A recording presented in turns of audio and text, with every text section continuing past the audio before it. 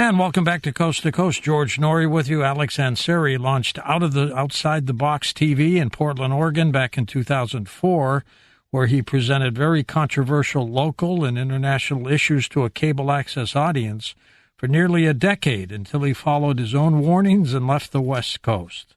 His work over the years has taken on a multifaceted view on our polarized society with topics ranging from the supernatural influence over human affairs, geopolitics, World War III, the sun's effect on human consciousness, and his spiritual views embrace the traditions of various religions and faiths, including some Gnostic views. His website is linked up at coasttocoastam.com, and here he is back on Coast to Coast. Alex, how have you been? I've been doing great, George. I'm really glad to be here. Thank you. Looking forward to this. Explain to us what a solar cycle is. Right. Solar cycles on average are 9 to 13 to 14 years. And Galileo was one of the first to start studying them in the Western world, although the Chinese have been keeping sunspot counts for a long number of years. And it's through that data that individuals like Alexander Chizhevsky out of Russia back in 1917, he was one of the first to start looking at the sun and the wars that were taking place when the sun was active at that time. But as far as sunspots themselves, Galileo was one of the first, and within our own society, the discovery of the aurora borealis being caused by the sunspots also occurred around the 1917 time period. So, you know, it's only really in the last few hundred years that we've really begun to understand the science of the sun. And as we begin to pick up and learn more and more, what are we beginning to conclude about these cycles? Well, most people are on the wavelength, even Tucker Carlson, that we're vulnerable. We've been vulnerable for a long time to some sort of a solar flare kill shot, which Ed Dames has talked about for years. Yeah. And I've been discussing it. I've talked with Matthew Stein also, which has been on this show, and he put out a lot of good info about the 400 Chernobyl threat, the threat that we face. And I know that you've been trying to get something going so they do something about securing the grid. And I don't know if that's been done yet. So I know on one level, most people are waking up to that issue. But there's more to that. There's the climate. There are earthquakes, which Mitch Batros has been writing about for years, the earth changes. And then there's the cycles of war, unrest, and spiritual breakthroughs. And so one of the things that I've observed is that these eclipses also seem to be magnifying the solar cycles or the strength of the sun, waking it up, if you will. I noticed this back around October, around the previous eclipse, and we're seeing it right now. In fact, there was a geomagnetic storm about 8 hours ago. There's a number of other authors. Chasing the Sun is another great book. I just read a book called The Sun, A Biography. Basically, the sun is 93 million miles away, and they continue to send out satellites for years. They've been trying to get closer to the sun to get more information on it. And then there's 11-year cycles that you know of, and then there's the longer cycles that Maurice Cotterell talks of and how they influence the rise and fall of civilizations. Most people, though, don't know that when the sun is more active, there are more fights in the streets, there's more crime. Sometimes there's even more sexual assaults. Some of us, we may become more creative and spiritual, but for a lot of people right now, we're seeing it in the streets. And we also see wars and rumors of wars and invasions. And even right now with the situation in Haiti, there's talks about intervention. There's even talks about U.S. troops being 4 miles away from China. And so as the sun becomes more active this year, in 2024, as we head towards the peak, I expect that we're going to see more geopolitical tensions. But as far as what is the sun scientifically, there's lots of data. But from a spiritual perspective and a theoretical perspective, I do think that we come from the sun spiritually. And I do suspect that there is, and I want to touch on this tonight, a paranormal aspect to the sun. That is to say, when the sun is more active, when it's creating more geomagnetic storms, I perceive that we see more possessions here on the earth. People doing things that they normally wouldn't do. People going off, and we do see scientific evidence proving that there are more suicides and there are more homicides. and there is a higher amount of mental illness, or what is perceived to be mental illness, reported. So whatever's going on with this electromagnetic energy, it does affect us. But if you go in the average bookstore to the astronomy section or the science section, you won't find this type of data.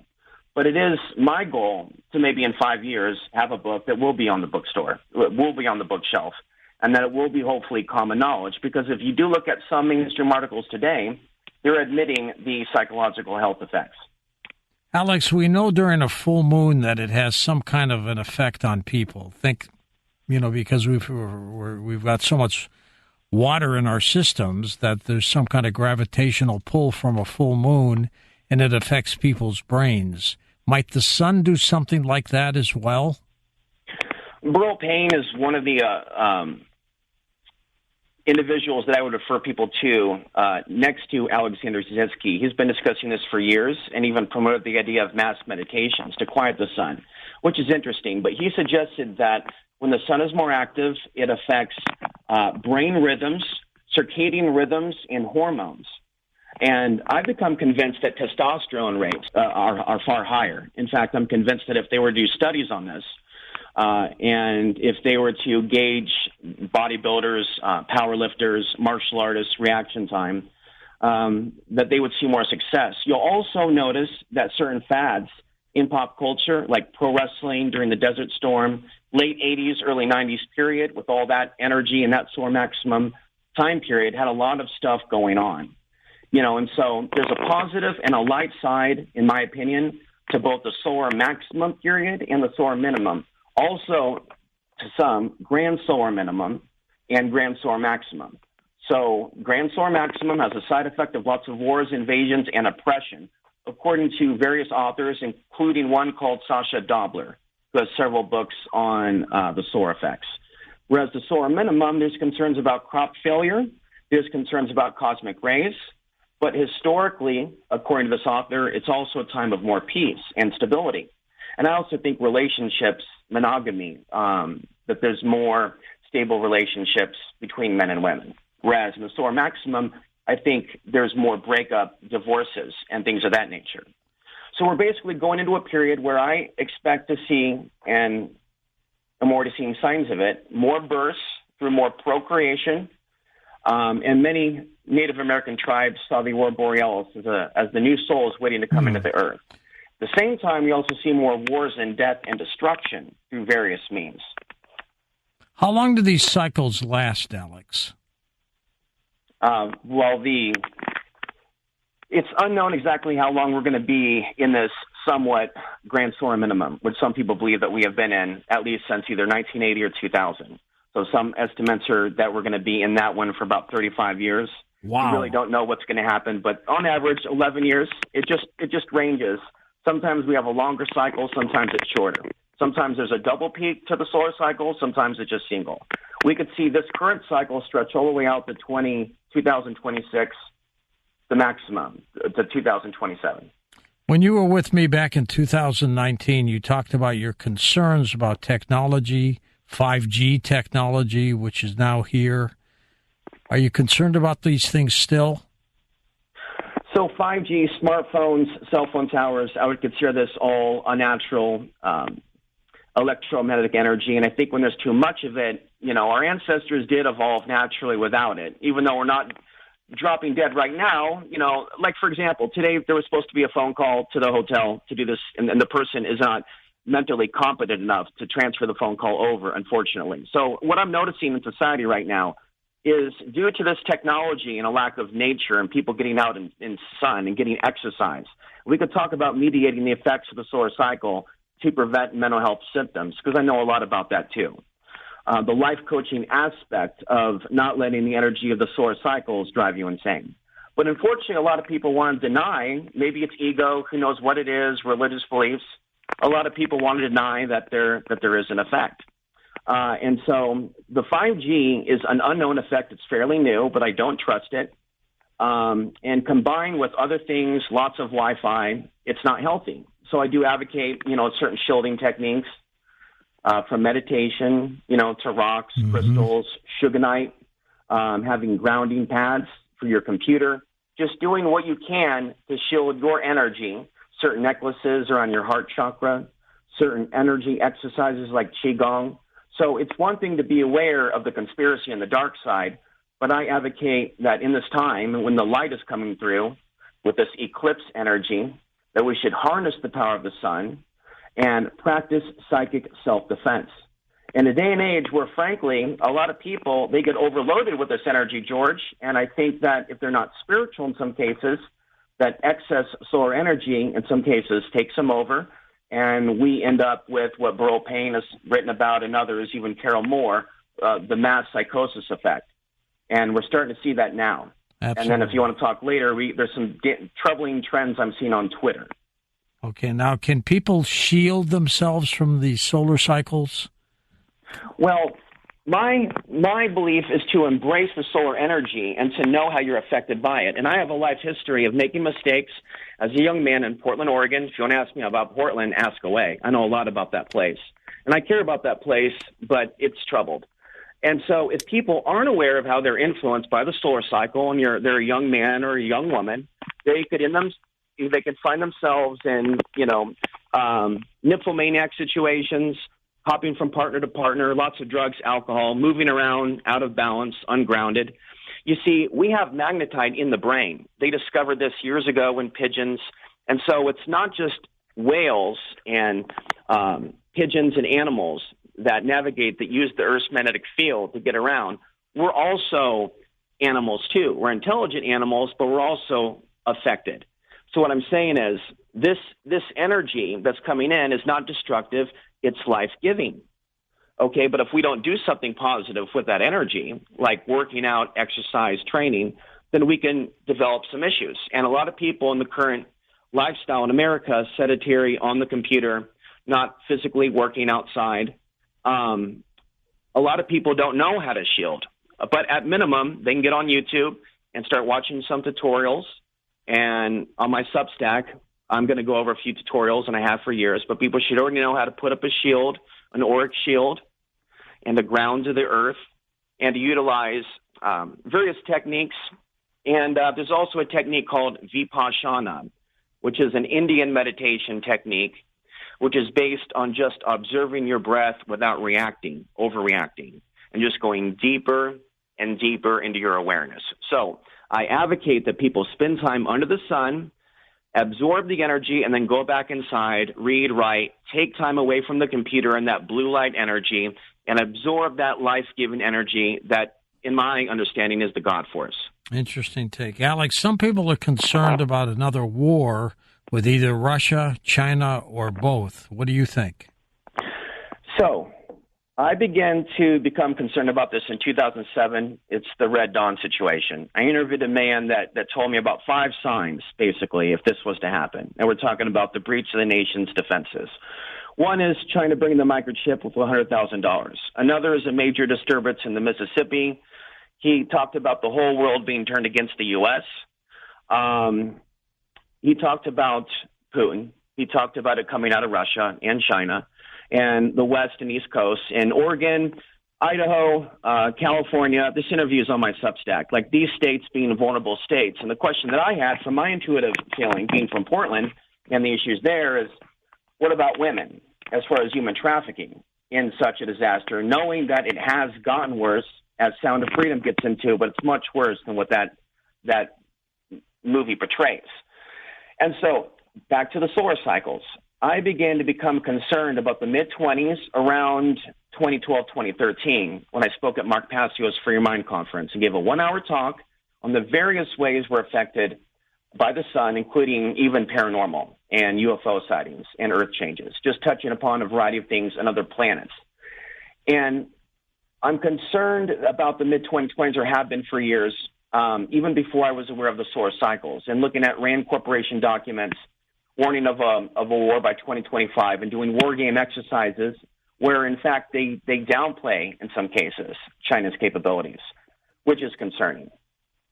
And I've also seen lots of signs over the years from a conspiratorial perspective that a lot of the world's powers that be are in on it together. So my idea of the NWO is what's being brought out now. Russia and China leading the NWO. I warned about it for years. People thought I was a nutter. Years and years and years and years, I said this NWO is going to include them, and this attitude that they are not involved in this, that it's just us, is just ridiculous. This potential 9/11 deception that your show has discussed for years and years was not just covered up by the U.S. alone. That's a lie. And I was always suspicious of RT, and I'll just stop there. So my conspiratorial understanding goes way beyond anything anybody's ever heard.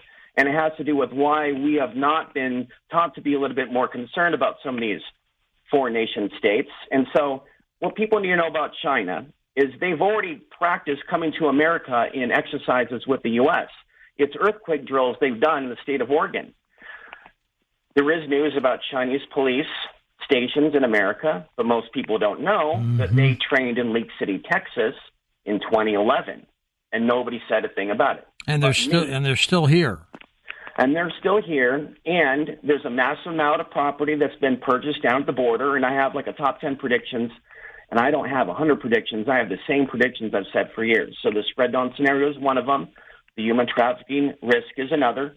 The idea that the sun may come, the sun reset, the kill shot, if you will, that it's a God reset to arrest the robot apocalypse. That's not just me. That's also something some Sufis speculate, that whatever may be coming down the line from the sun will be the liberating force. Unfortunately, with the nuke situation, with the power plants, I don't know what we're going to do about that. But back to China. They also own a massive amount of land near Bend. And there's been also, why would we allow Yahweh to come in years ago if they were going to do what they did and surveil the American people? And now we have TikTok. And I do see a lot of pro-TikTok sentiment being pushed on Twitter. And that's its own discussion. I don't like what Twitter's doing. And I see a lot of things on Twitter that's amplifying the racial tensions towards various groups, not just one. And so in this time in which we're seeing this, I see China and Russia as playing their role manipulating big tech. I believe that China manipulates the YouTube algorithm at this point. I've seen things that are anomalies where I've been on Facebook and my account has changed, or the page changes to a Chinese language and then it changes back. Could just be a glitch. Right in front of you. Yeah. Wow. And are you concerned about the legislation? Do you think you support it, the legislation to disband TikTok? Well, I don't support TikTok, but there's concerns about the legislation going after free speech. And so those sentiments are valid sentiments, unless, of course, that's propaganda. But I don't support TikTok or the ByteDance Corporation, and people should basically get off their phone now. They shouldn't be asked to by the government. They should do it because you shouldn't support an immoral corporation. Hold on for a second, Alex. We're at a break. We'll come back and chat more. And welcome back to Coast, George Norry, along with Alex Ansary. Alex, on April 8th, we're going to have a solar eclipse. Is that going to have any kind of effect on us? Well, I'm concerned about false flags. And so there is a movie coming out also called Civil War. It's coming out on the 23rd. I think they're playing on that Unrest energy. We have Devil's Comet overhead. And from experience, I know that comets can influence unrest. We're already seeing signs of it today with today's geomagnetic storm. We saw the riot down in El Paso, Texas. We also saw someone associated with the Clintons that has been reported dead. And let's see if this phone call transfer works. Hello? Are we able to do this? No? No one's on the line. No, so, yeah, this whole phone thing is unusual. I apologize to the audience also with the beeping. Definitely not a cell phone guy. Apologize. But as far as what we're getting into here, I think that we're in a volatile situation. Also with the U.S. on Russia's doorstep, and then with U.S. troops getting close to China, and then with North Korea making the threats that it's making, and Biden saying that Iran is about to attack the grid. All kinds of predictive programming is going on with Iran being the threat with the recent movie that came out on Amazon Prime that Obama was a part of, Leave the World Behind. So that's really interesting to see that. So I am concerned about the eclipse. They're telling people, the officials, to prepare with food and water in some of these areas because of the mass amount of people. I'm not convinced like other people, though, if there's going to be certain things going down the way they see it, but I am concerned about something.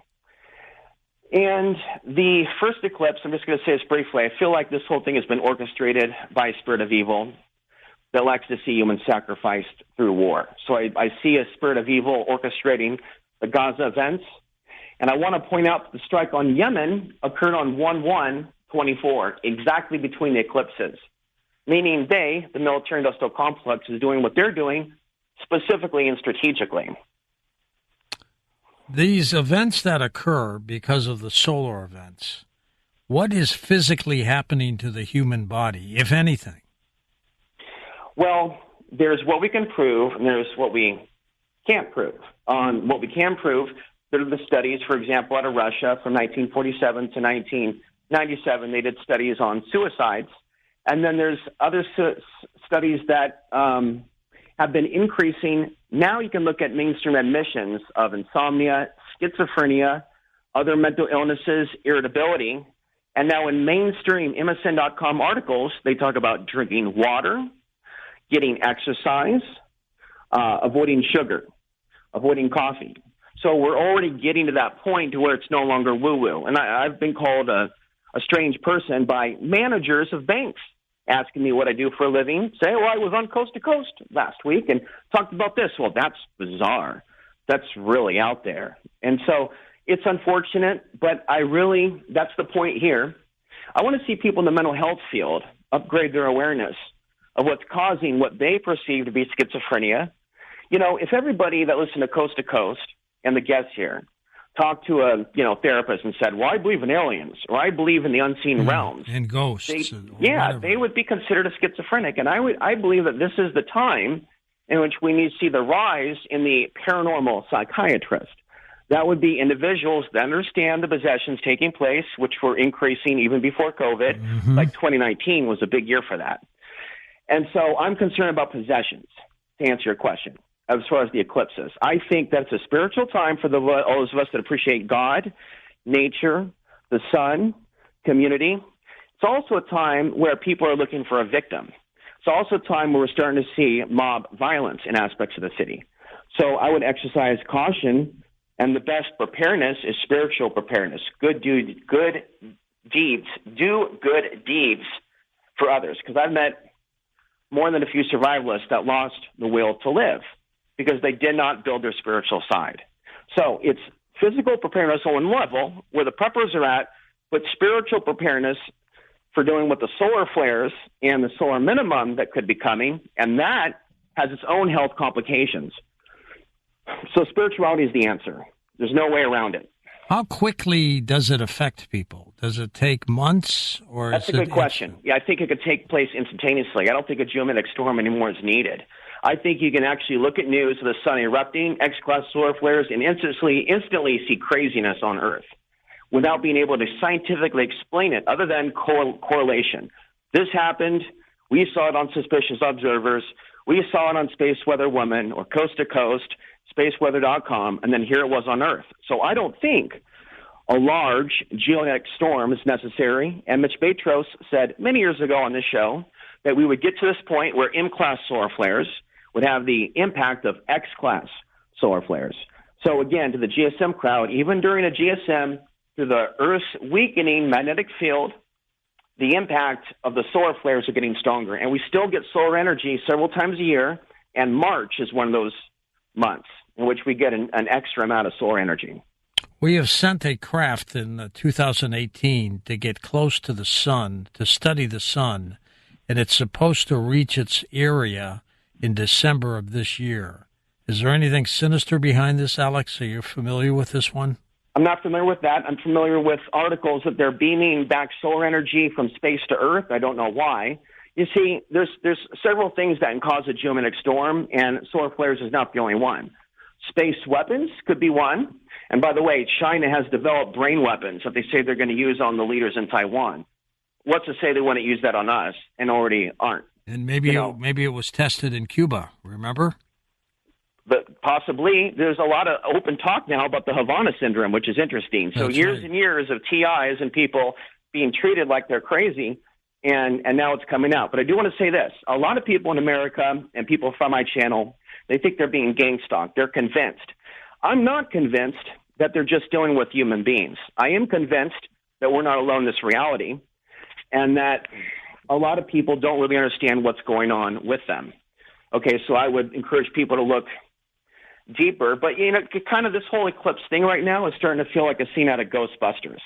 And so I actually took 3.5 years, by the way, after the last time I was on the show. I just left the internet for 3 years because I want to step back from the craziness that was occurring while we were conditioned, society, during the lockdowns, to get on the internet. How did you pull back? Did you just disappear?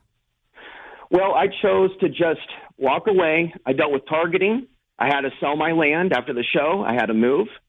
I dealt with targeting due to my content. Don't think it was from a superstate nation, but from people that believe that we should just focus on the earth being flat and other things that I'm not going to get into. So I've seen the rise in sociopathic behavior within the conspiracy movement, and I'm going to write a book about it. Have you been? If people really want to understand why we're going to end up enslaved, they need to look in the mirror and look at the ways people behaved in the last days. They weren't at their best, and they fought every inch of the way against the truth, in my understanding, in my experience. And the people of Portland, Oregon, that's another thing. I care so much about that city. It's a great town. It's a great city. It has like a prana to it. It's almost like an ancient city. But unfortunately, due to corruption locally and Portlandia, the TV show, now you can't afford to live there due to Measure 110. There's a lot of people there that have been forced out of their communities, unfortunately, California, New York, other places. And so, hate to say the word cesspool, and I'm back on Access TV trying to reach people in Portland so they have another voice of reason other than what they have right now. Portland needs more. So I'm worried about it. I want to move back, but I'm really concerned about how it's going to fare in this current geopolitical situation. Now, if people want to think about moving off grid, they need to do the homework now before waiting till last minute. And obviously, I would recommend aspects of Middle America and not the West or East Coast. And you're still on YouTube, aren't you?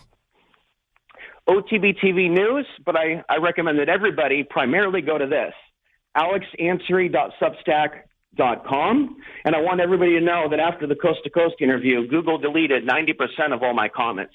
They deliberately downranked the 20-part series on the sun that I did after the show with you. Basically 15 hours, elaborating deeply on what I'm getting at. And so we're dealing with 400 views in a video. Views being rolled backwards. See if that happens again. I don't trust YouTube anymore. Wow. Be careful. So I'm glad to be here, and I just encourage people to do this. Pay attention to when the sun is active. Go to the proper website, spaceweather.com. I link to a few. And if you want to involve yourself in this research, it's open. You take a look at when the sun is active, and then you take a look at the world events, or when there's a geomagnetic storm, or when there's an eclipse or a comet. And I think the future is going to appreciate this work because after the passing of Burl Payne a few years ago, never met him, but I interviewed him after a stroke. He lost the ability to speak, unfortunately. And so his legacy, a lot of his stuff's in the Wayback Machine, actually. And yet so much of what he talked about in a lecture that I reposted the other day from 1990 is right on when he was discussing this during Desert Storm. We're going to take calls next hour with Alex Ansary, so make sure you're part of the program. And his website that he just mentioned is linked up at coasttocoastam.com. What do you recommend, Alex, people do with their kids during this solar eclipse? Well, it depends where they are. I mean, as soon as their kids are able to crawl, they should learn self-defense, not necessarily MMA, self-defense. As far as parenting, I'm actually going to blog about being a mindful parent because I grew up being abused, and I grew up becoming an addict by the age of 19, destroying my life, going to jail, and then becoming a truther. So I know something about what you don't do and how you can build yourself up from nothing. So I know that once a child has talent and ability, you nurture that child. If that child wants to learn an electric guitar or a different martial art or to read a certain book or to travel to a certain place or shows a certain aptitude, you don't crush that. Okay, so as far as like nurturing and growing, raising kids in the city, if people are able to go off grid, then I recommend that. Yeah. So, but for people in the city, I recommend that people start building community. And one of the ways people can do that, I just want to cite Dion Fortune again briefly. that if people want to look into that, it's the idea of mass meditations, and I don't believe that Christianity is exempt from this. And so I believe in teaching children about the future, not telling them about Santa Claus and the Tooth Fairy, telling them about the nature of evil, telling them, even if you believe the official story of 9/11, tell them that overall what has been done to these foreign lands is no bueno, is wrong. And so they don't have to become a conspiracy person or a snowflake, but to understand that what's been done for a long time isn't good and doesn't keep us safe. And I'm actually concerned for refugees in America because I'm afraid that one day they're going to find themselves in a bad situation if some events come about. Yeah. So the prayer that I want to invoke, I don't think we can stop the evil. I don't really even think we can stop the invasion if it's set to be. But what we can do is pray for each other. What we can do is fight tooth and nail to do what we do to evolve beyond this reality. Because the more I come across lower conscious, low voltage souls, as Maurice Cotterell calls them, the more I feel I'm in a simulation, like a test to overcome. So this fight against this tyranny and the simulation isn't meant to be easy. And I disagree with a lot of people on the left and the right that act like they're winning. But you believe in prayer. So I believe in studying more so now than ever comparative religion. I'm not Muslim, but I believe in the teachings of Christ and aspects of Sufism, which is not Orthodox Islam. I believe in aspects of Gnosticism. I've discussed the archons for about 10 years. I made about 300 videos on them, and I'm going to make a book compiling everything I've said about the unseen realms.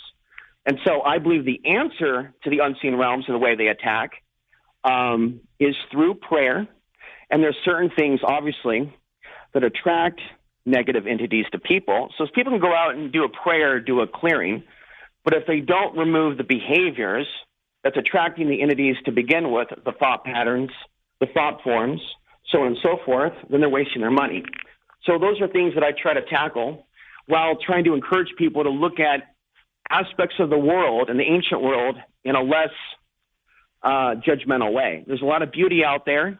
In the conspiracy world, there's a lot of assumption that everything's Illuminati, everything's Freemason, and not everything. You can go far enough back, and you can reach a time in which the symbols were used for other purposes. For example, here's one.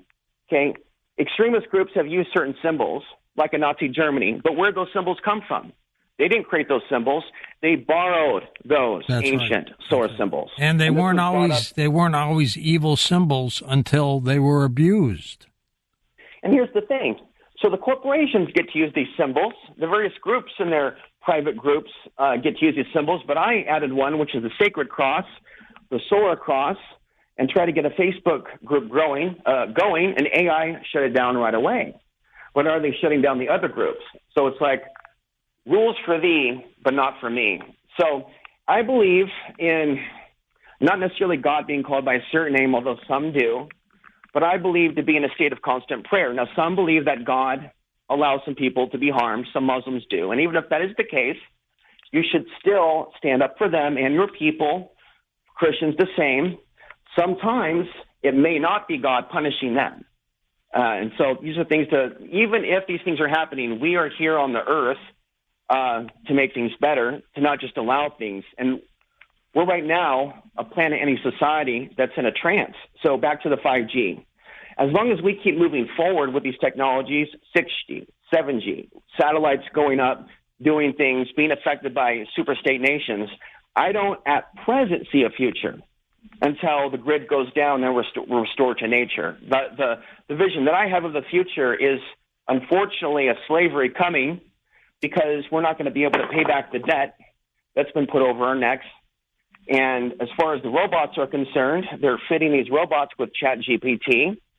And there's a lot of people that have been speculating, including myself, that AI is an entity, that these robots are going to be taken over by these evil spirits.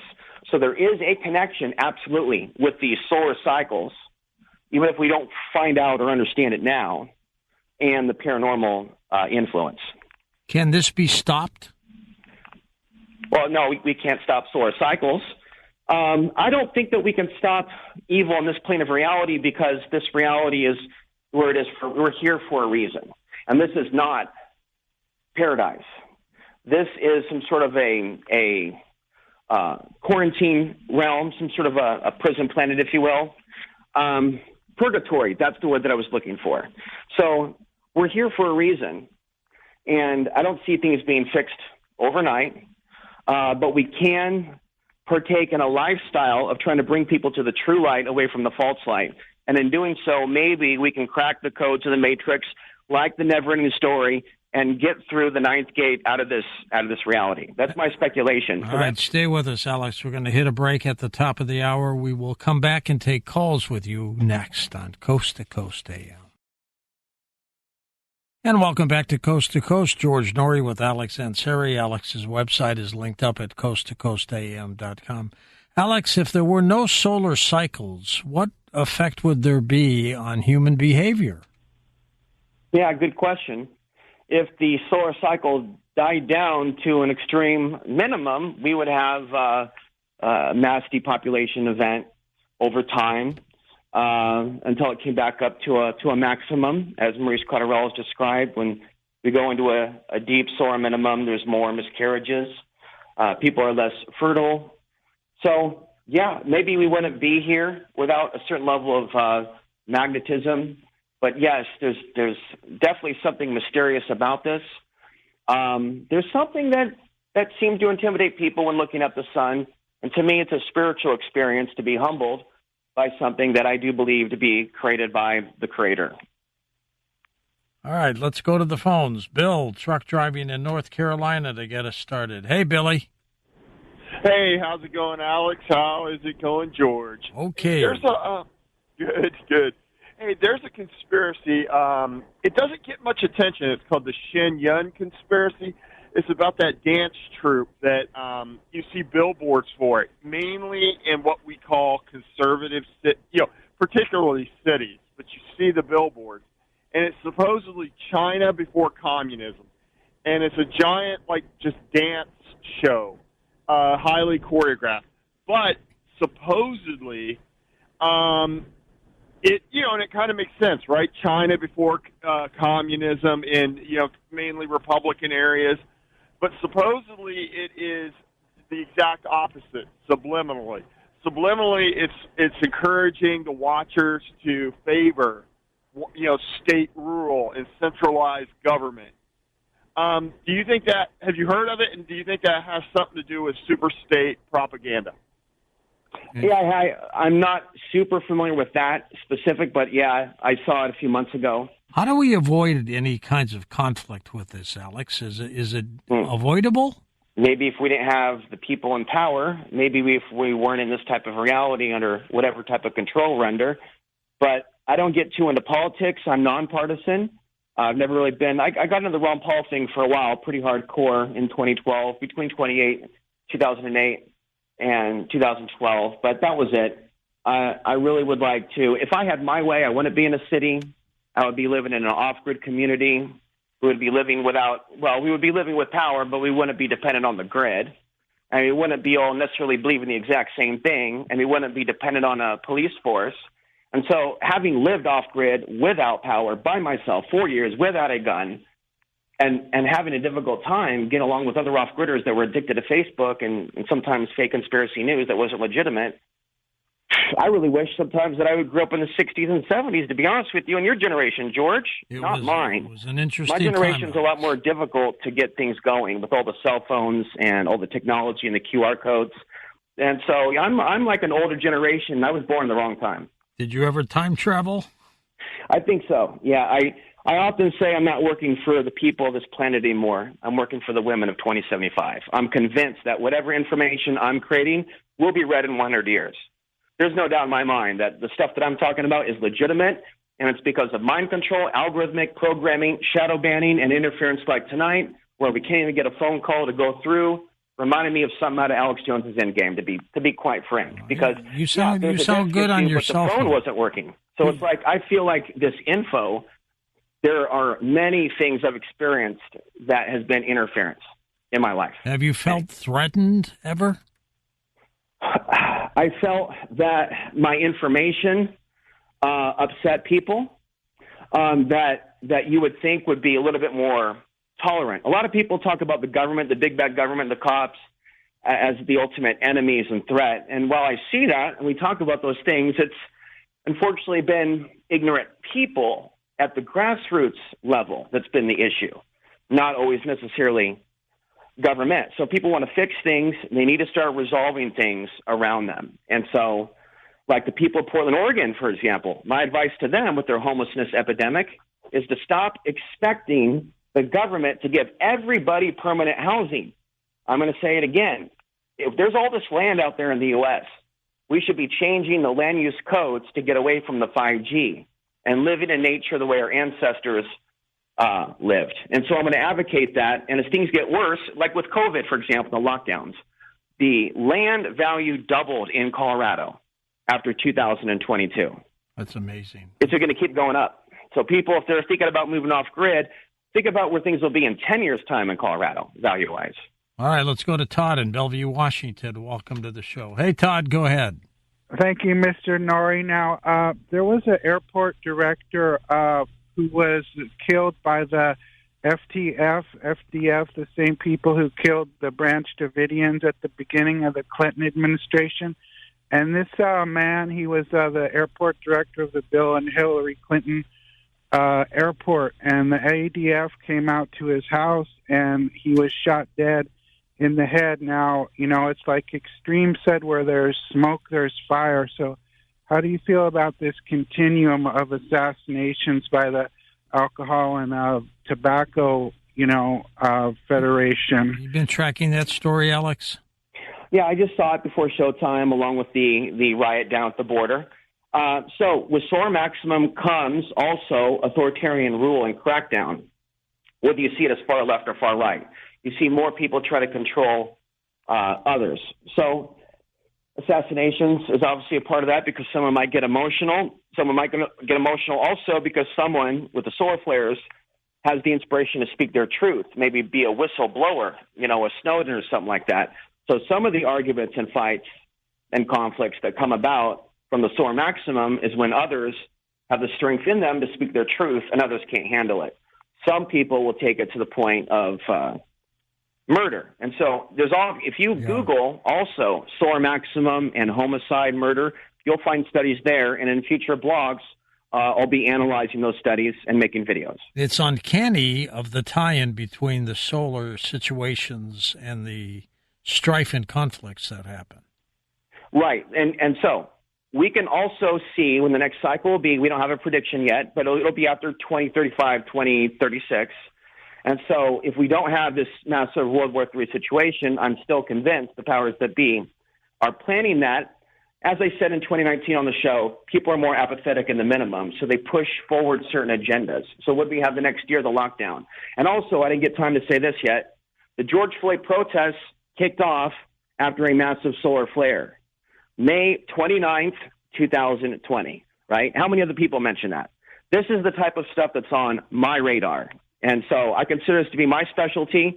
Other solar researchers are going to focus on just looking at the sun and going, ooh, ah, and that's what a lot of people want. Sure. Me, I feel the solar flares when they're active. How did you put two and two together with solar flares? By being born in this world during solar maximum, 2 years after Afghanistan was invaded, 2 months before Mount St. Helens erupted in Portland, Oregon, in a solar maximum discotheque period. Around May 1979, my parents getting together, around the time Burl Payne was doing his meditations, just a connection I made. Born a week after Solar Max, the satellite, was launched by NASA. And then my website, by the way, is solarmaxnews.com. There's more data there. Just a coincidence. It was in 2009 that I wrote my Nexus article. So that already went, not viral, but it was physically printed in Australia. So that was confirmation that I was onto something. But like I said, I struggled after dealing with my dad's physical abuse, and I moved out of the house. And it was the late 90s in Portland, and the solar cycle ramped up, and a bad guy came into my life and threw me a bad substance right as the solar cycle was ramping up. Now, at that time, ODs were off the charts in that city. And later, when I quickly ditched that, very quickly, I found out that there's cycles to those things that people in drug and alcohol recovery know nothing about. So I believe my information isn't just for survivalists, preppers, spiritualists, but the mental health field, police department, judges, the court system, the medical field. Here's a short story. So I am low income, so I go to a dental school to get an implant. My heartbeat is too high several weeks ago, right? Because I had coffee and there's a magnetic storm. Magnetic storm speeds up the heartbeat and the blood pressure. Well, they want to argue and say coffee doesn't do that, and they don't know about the magnetic storm, so they discontinue my patient status and throw me out. How fast was your heartbeat, Alex? Oh, it wasn't that much higher. It was just, I don't remember the exact amount, but I don't think it was extreme. But it was above. They have at schools levels so someone doesn't have a heart attack when they do an implant. Right. They don't want the responsibility. A subtle amount that goes above the normal that they don't. So when I explained it to them, they took me back.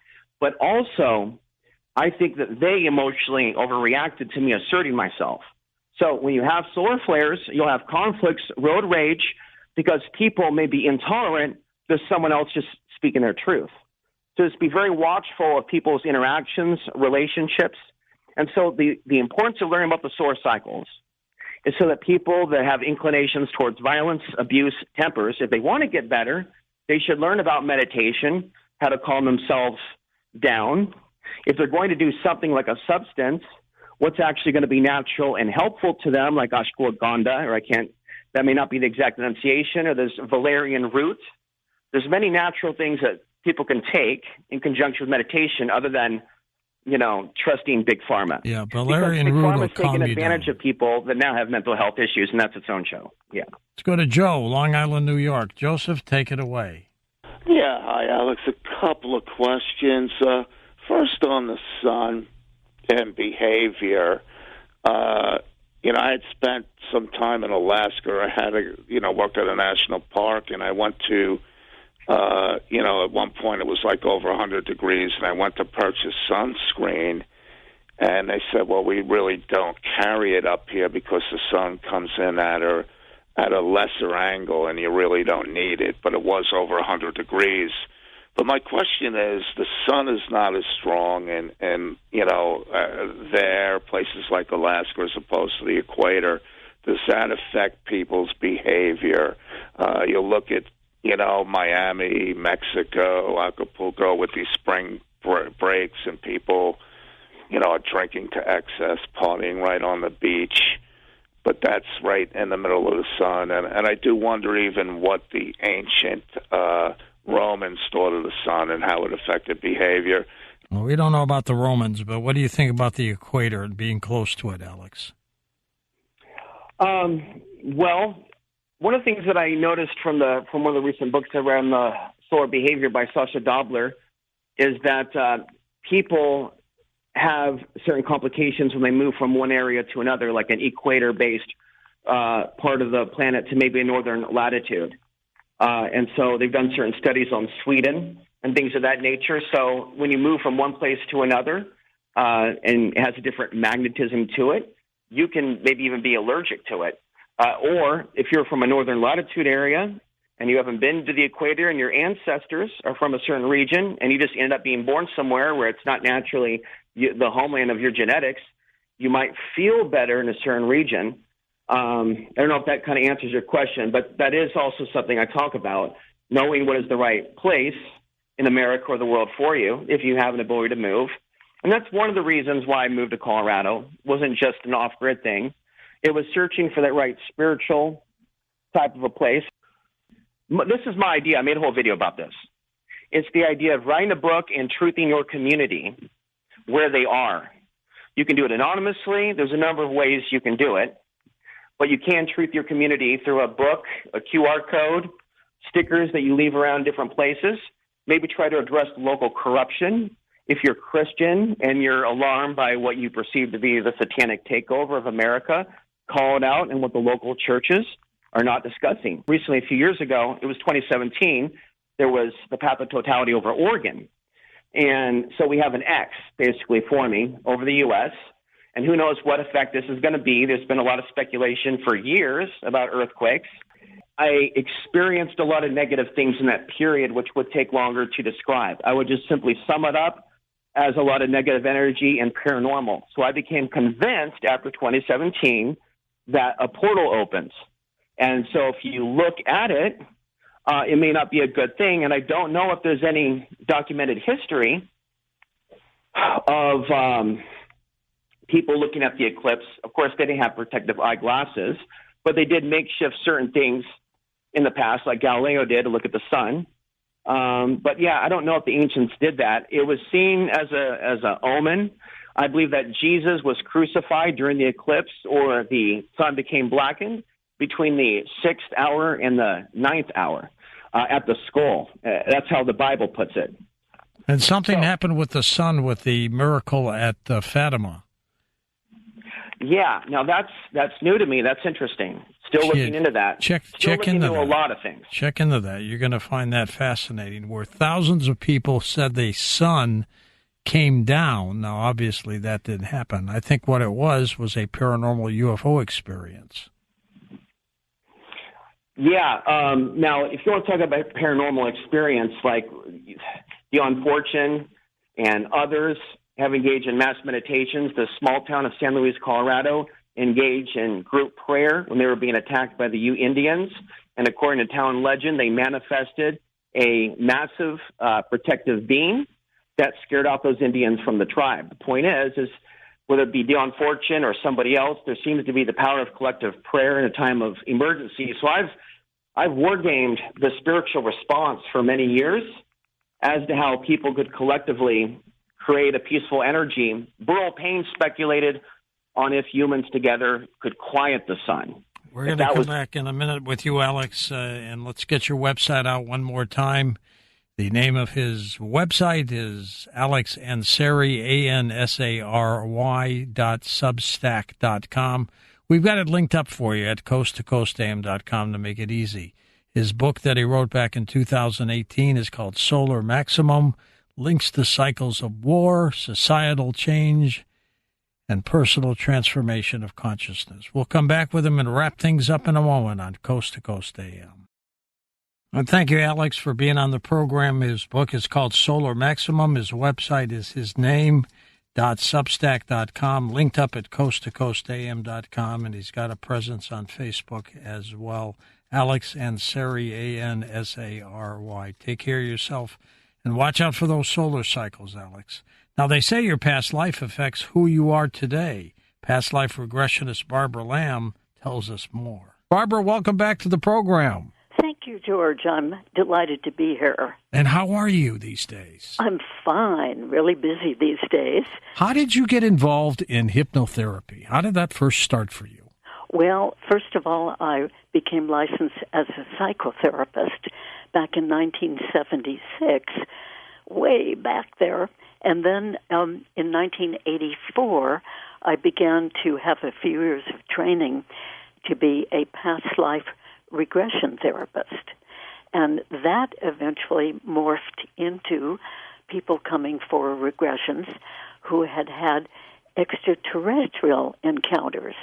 And of course, when they first started coming in 1991, some of them knew that they were having strange visitors at night, and sometimes they were having missing time, or sometimes they would have unusual markings on their bodies or little lumps under their skin, which turned out to be implants. And so they didn't really know what was going on, but they knew something very peculiar was happening to them now and then. So anyway, we did regressions to some of those experiences, and it turned out that they were extraterrestrial encounters. So that's how I happened to get into that. And my goodness, George, since 1991, I have had the great privilege, I consider it, of regressing well over 2,000 individuals to these extraterrestrial experiences. And Barbara, when you were doing this and you were getting these kinds of accounts, did you think, this is weird, this is strange? Well, I did, yes, because like most of us, I didn't grow up with that kind of knowledge at all. And I had thought that UFOs and extraterrestrials were simply fiction. That's what I thought. So when people started coming to me with these particular happenings and wonderings, I really wasn't thinking in terms of extraterrestrials, but the more the regressions went on and the more detailed the experiences were that were coming out in regression, I finally had to believe that, whoa, a lot of people are getting visited by these beings and having a variety of experiences. At what point did you start getting involved with the children? Well, even back in that first year, in 1991, I was working with about 3 different adults about their extraterrestrial experiences, and they were talking about their children having reports. The children would give reports of, unusual visitors in the room at night, or being flown out the window and up into the air and into someplace else. And so the adults began to think, wow, I'm not only having these experiences, but my child is having them. So fortunately for them and for me, some of these mothers were bringing their children in to my office just to have a chat about these things. And what they were describing about the beings and about what was happening to them certainly sounded like what was happening to the adults, and that they were indeed having experiences with what we call extraterrestrial beings. But I'd like to mention some of the ways that children talked about them. It's kind of cute in some ways. In other words, some children would report that fairies were in their room last night. Or some kids called them monsters. Oh, those little monsters came again. Or kids said, oh, yeah, those little sparkles of light came in the room through the window and they swirled around and made all these pretty patterns. And some kids even said, a big ball of light, white light, came into the room and woke me up, and it was sort of flying around, and then it stopped, and then out of this big ball of light came a little guy, a little being, like a little gray being, or sometimes even 3 little beings. Of course, they didn't know to call them aliens. Right. They didn't know what they were. Extraterrestrials, no, but they just would see this thing happen. And some people called them little people. So they'd report the next day to mom and dad, oh, the little people came. Or I know one child kept talking about the funny little people. And one lady saw all these little sparkles flying around in the room when these occasions would happen, and she called them the fireflies because that's what it reminded her of. And then I had somebody at one point, one child, called them the gargoyle people because he'd seen statues on Notre Dame and different cathedrals like that. And so these E.T. visitors reminded him of the gargoyles.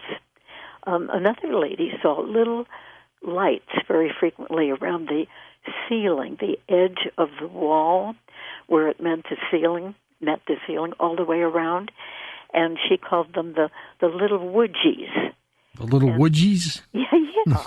So in other words, kids don't know what to call them, so they sort of make up their own name. And another little boy said, oh, yeah, that little old man came again last night, the one with the wrinkly face. And then many children have reported that somebody, a being or 2 or 3, have come out of the closet or in through the window. But I've really been amazed at how many people report these beings coming out of the closet. That sounds like a portal to me, Barbara. It does sound like a portal. And, of course, the children don't know that concept about a portal.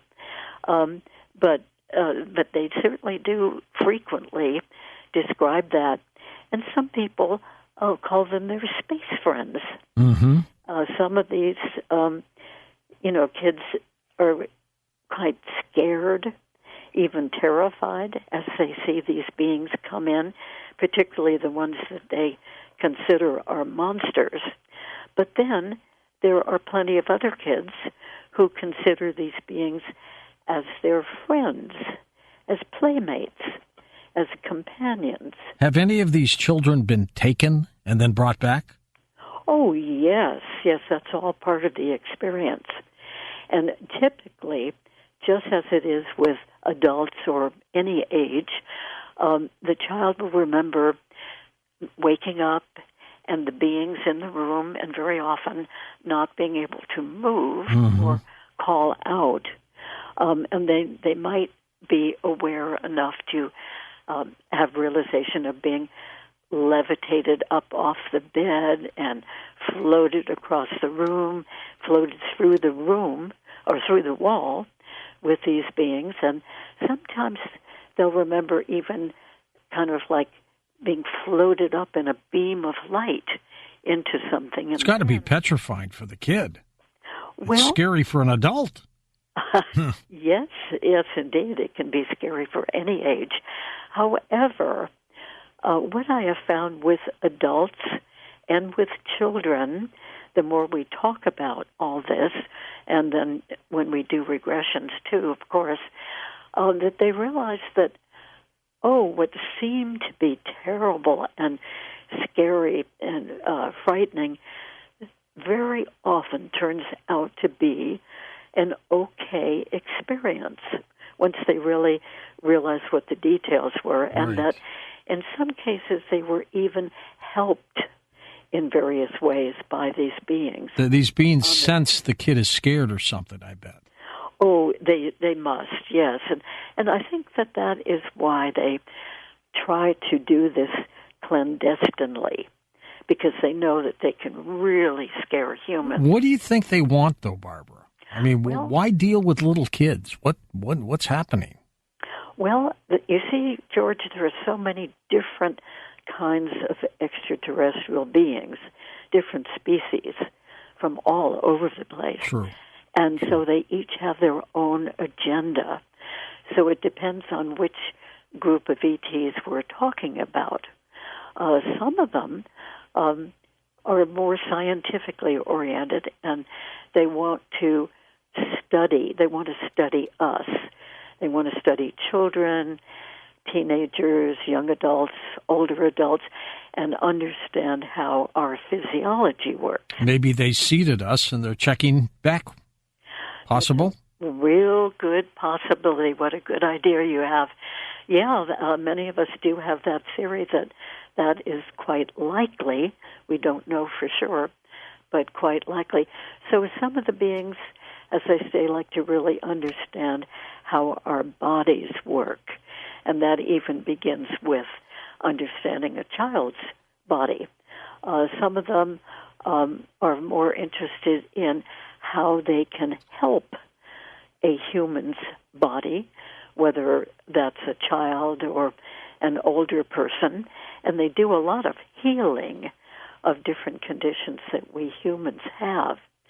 And sometimes, if they don't go ahead and heal something that they can see is wrong, they will warn the person that they have a liver problem or whatever the problem is that they're seeing, and they'll suggest to the person that when the person gets home again, the person will go to his own doctor for a checkup and say that he suspects that maybe he has that particular problem, which the ETs have detected, and that the doctor will go ahead and treat that condition. But so many times, even children and any age of person will be actually healed of whatever the condition is, healed right there on the spaceship, or even in some cases, the person is healed right there at home in their own bed. In other words, the whole encounter just stays right there in the person's home. And it's frequently done, that is, the healing, is done with some kind of application of light. Sometimes, or green goo, as you have. Yeah, green goo, absolutely. Yeah, that's one of the notable things about children, that sometimes children have found that they've been taken on board and put in a tub, like a bathtub type of arrangement, and instead of water in that tub, it's filled with what they describe as green goo, because it's sort of a little bit it's runny but thick, a little bit viscous. Of course, they don't use that word. And that they just sort of soak their bodies, like soaking in a bathtub. And that there's something about that green substance that gets absorbed through the child's skin and heals the child of whatever the difficulty is. And then on other occasions, sometimes the child is sick to some extent when taken aboard the spacecraft, and the child is given a glass of green liquid to drink. And that is a very healing process as well. So we humans don't know what makes up that green substance, but I wish we had it, because it seems to be a wonderful healer. These are just amazing stories in this real small book for kids. Is this primarily for kids or adults? Because I find it kind of interesting myself. Good for you.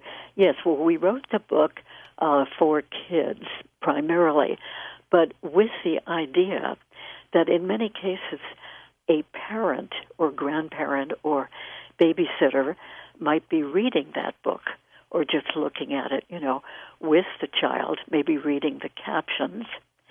Whether the child can read or not, kids love to be read to.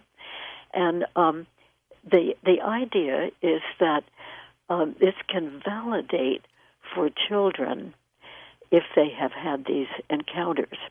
And one reason why that's important is because so many children tell their parents that their little woodgies or their little space friends or whatever have been there again last night. And the parents very often don't believe the child. They don't see this experience, do they? No, they don't see it. They are in their own rooms just totally sound asleep. For Dan Galante, Tom Danheiser, Lisa Lyon, Lex Lonehood, Sean Ladouceur, Jeremy Wells, Stephanie Smith, Chris Burrows, Tim Banal, George Knapp, and Richard Serrett, I'm George Norry, somewhere out there on Coast to Coast AM. We'll see you on our next edition. Until then, be safe, everyone.